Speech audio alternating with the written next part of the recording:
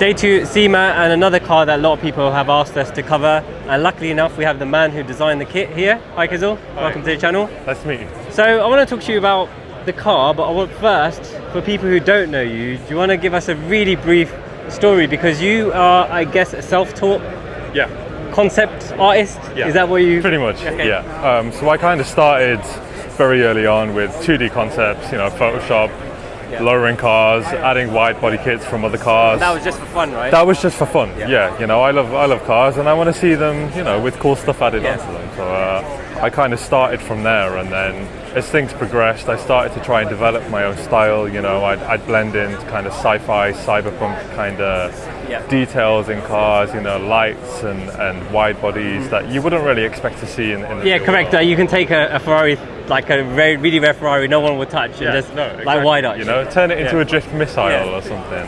Yeah, just kind of trying to break those boundaries, you know. And then kind of I was doing that for 1 to 2 years, and EA got in touch with me. So EA is the game company. EA, Electronic Arts, and they were currently making Need for Speed at the time. NFS 2015, I believe it was.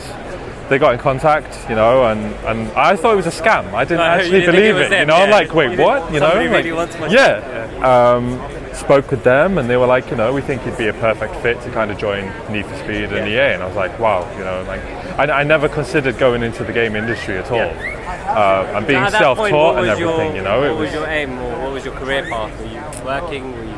I didn't really know what I wanted to do, you know. Like it was everything was still really up in the air. But kind of being at EA helped direct me into the path that I wanted to be at, you know. Kind of I was brought in as a concept artist for them. So I wasn't just working on cars, I was working on world art, environments, a mixture of things that you wouldn't really expect me to be working on. But it was a great learning process, and it kind of helped me narrow down what I really want to do. And that's work on cars. So I'd still continue to work on cars in my lunch hour and you know, try and push those boundaries, and it got to a point where I'm like, okay, I have to take things up a level, and for me that was trying to teach myself how to do 3D stuff, you know, modeling body kits, sculpting, and you know, that was, I'd say, the first step to trying to bring these cars to life.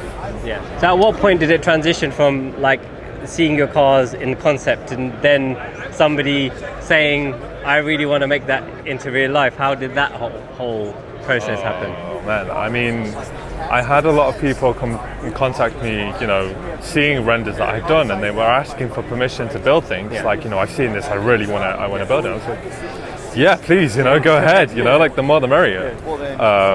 So things kind of progressed naturally, I guess, from that sense. You know, I'm like, okay, I have something unique here. So I took time to kind of teach myself how to 3D model correctly and try to develop a style that I really enjoyed. You know, similar to what I was doing with 2D stuff, but this time in 3D. And it was difficult, you know, it took a lot of time. It took a lot of practice. It's, you know, for anyone trying to do that, it's a frustrating process, but you just have to keep practicing. I mean, YouTube has a few tutorials which you can adapt to what you want to do, which was great. But yeah, just the practice level, you know, was good. And then I through Instagram, funnily enough, I met my business partner Eric.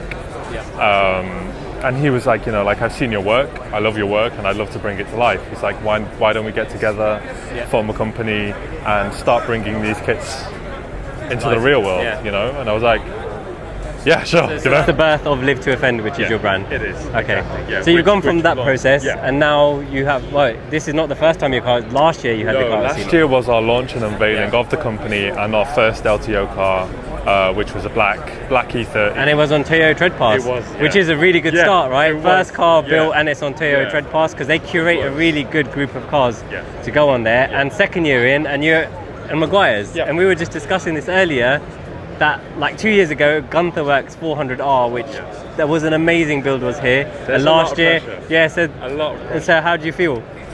Overwhelmed. I pitched the concept, you know, I was like, why don't we try and get a car on Maguire's, you know? But at the same time, I'm also like, if it goes on Maguire's, it has to be perfect. But you know, we worked with the team, Rebellion Ford Racing, that I felt were capable of pulling off such work and such detail on a car that would be worthy of being with a Maguire stand, you know. So do you want to talk us through this particular car in terms of design elements and inspiration? So I mean, first noticeable thing is that, you know, it's running a LTO wide body. This is our stage 1 kit. So kind of front fenders, rear fenders, side skirts, front valance. You know, it's like the simpler version. We offer a stage as well with a rear spoiler and rear diffuser. But the guys at Rebellion Forge, they wanted to add their own touch to this build. So, you know, they built an entirely custom rear diffuser. And like the Japanese plates. Yeah, the Japanese plates is kind of a homage to my older works. You know, I'm very inspired by Japanese car culture. So it's like, you know, we have this thing going with the LTO banner at the bottom of the car, which says "I live to offend." Yeah, instead of the top. Yeah, exactly. You know, it's just a nice touch and very personal to each LTO car that we have. But yeah, this car is you know, it looks great, but it's also built to race. At the front, you have pretty much an LS3. The manifold is a work of art. Yeah, I've never seen. So you have an 8-to-1 header here, which also makes this car sound like a rotary. Okay. Which, if you don't know, I drive an RX-7 and I'm kind of obsessed with rotary cars. So, you know, hearing this thing for the first time, and I was like, "Are you sure that's an LS engine in there?" But yeah, the attention to detail here, you know, each piece has been put together meticulously.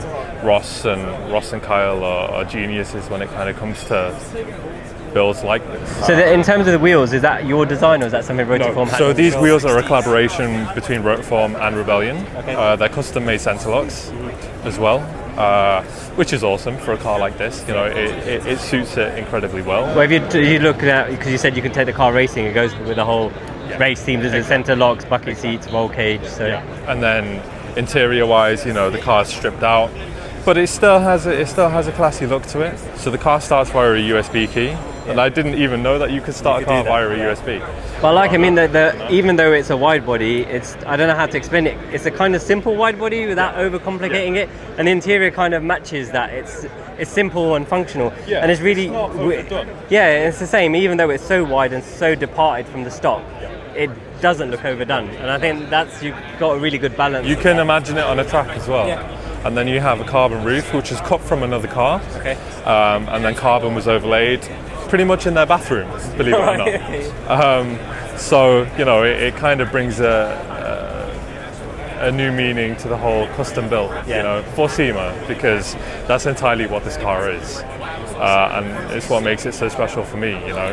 Yeah, I think in terms of the color as well, it's nailed it. It's like not bright, not in your face, but it's really nice. I like it. It's a beautiful color, kind of slightly inspired by the Porsche GT2 RS.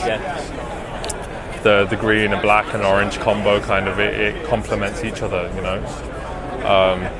But yeah, I was speechless when I first saw it. Yeah, no, I'm not surprised. You need to actually have an idea in your head and actually to see that in the real world.